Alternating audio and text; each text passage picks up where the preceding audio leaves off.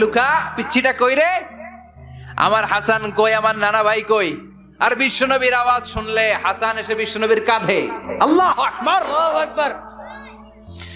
বিশ্বনবী বলতেন, ফাতেমা আমার কলিজার টুকরা, যে ফাতেমারে কষ্ট দেয় সে আমারে কষ্ট দেয়, ফাতেমারে আনন্দ দেয় মানে আমি বিশ্বনবীরে আনন্দ দেয়। এই ফাতেমা সব সময় পর্দায় থাকতেন, দিনের বেলা বেরোতেন না, সারা দিনে টয়লেট করতেন একবার, সেটাও করতেন রাত্রে, যাতে দিনের বেলা কেউ তারে না দেখে। কি ব্যালেন্স লাইফ, কি ব্যালেন্স লাইফ! রাতে একবার টয়লেটে যাও মানে কি সারাদিন খাওয়া দাওয়া এরকম ব্যালেন্স করে করতেন। কেউ দেখতে পারে নাই ওনারে, কেমন ছিল কেউই জানতো না।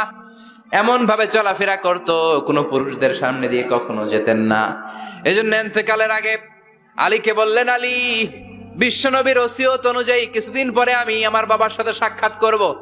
ইন্তেকালের সময় বেশি লোক আমার জানাজাতে আসার দরকার নাই, নিজেরা দোয়া করে দিলে চলবে।